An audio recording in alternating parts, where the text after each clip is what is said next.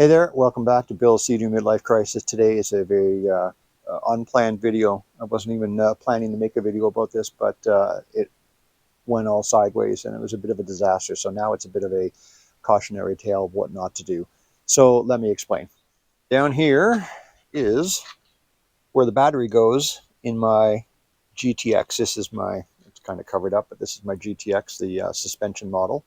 And there's my fuse box that connects to my battery, which is right there, all ready to go in its little battery caddy.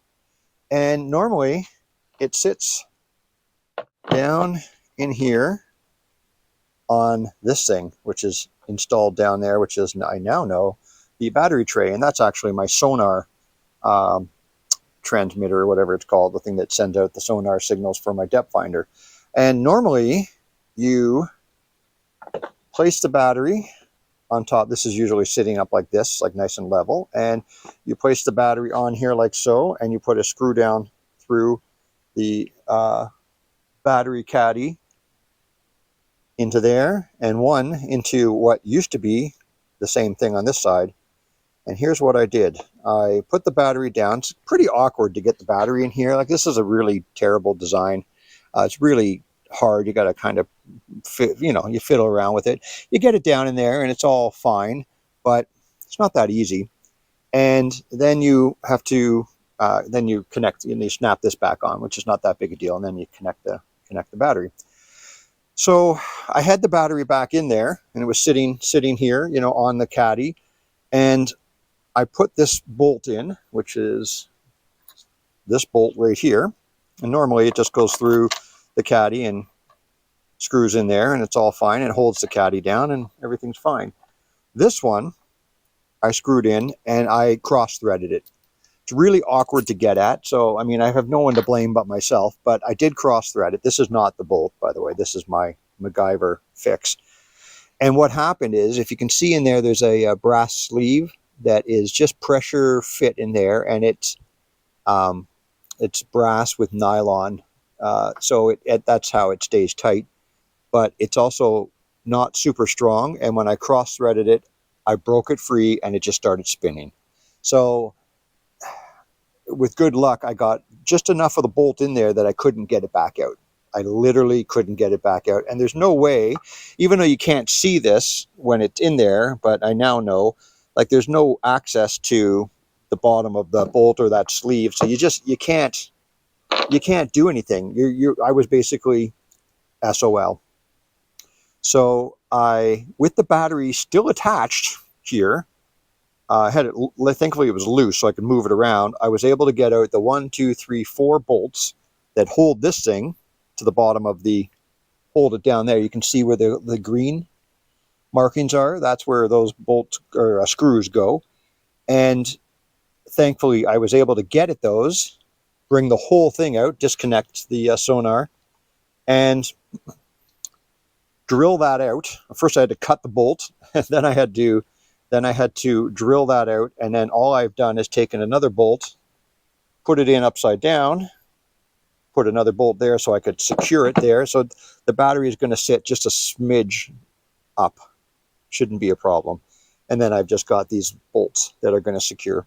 So in the end, it's going to be fine, I think. But the cautionary tale is, when you're changing your battery on your GTX, and you're getting frustrated because the access sucks so badly, take your time a little more with your ratchet and your swivel head, that you don't cross thread these bolts, because I'm here to tell you, you can break that sleeve, and then I don't want to say I'm in like a world of hurt. I'm a little too dramatic, but it was a super pain in the ass to get that out. It probably took me the better part of an hour or more thinking about how to do it and get it out, and then it only took me like 5 minutes to come up with this.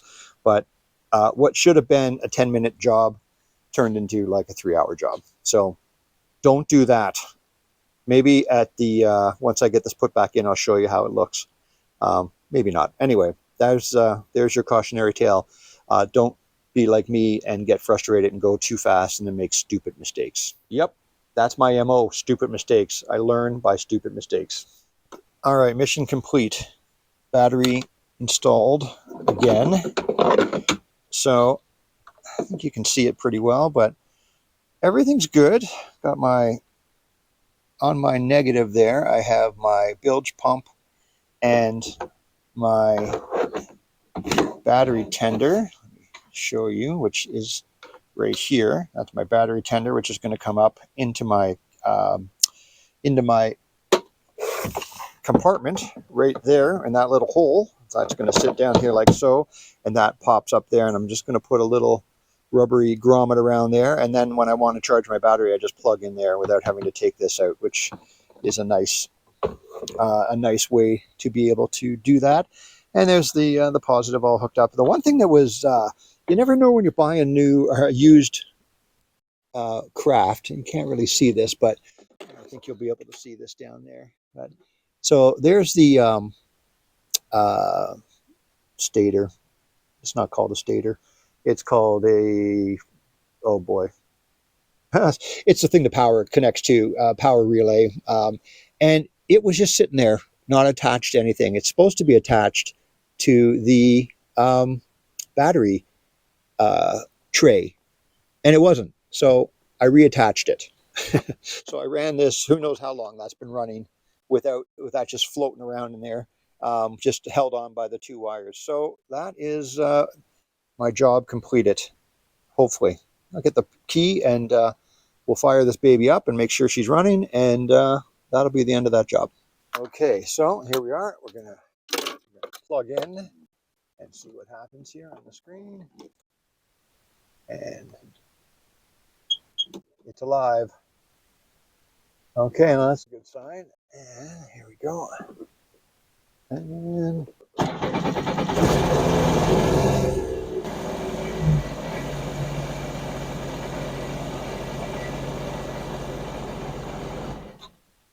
also a good sign. Okay, excelente. So let's just see, make sure my bilge pump is running. It is. There is the new sculper valve that I put in a couple days ago. So my way should be good.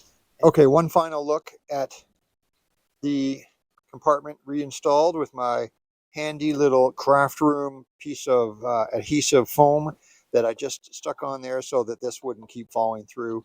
And if I needed to open this up, I can just pop it back through. So that was my little contraption to keep the battery tender cable from falling through, but still giving me easy access. So once I'll put the fire extinguisher back in here, and I don't know, maybe, yeah, I don't know what else I can fit in here, a rope or two, not much.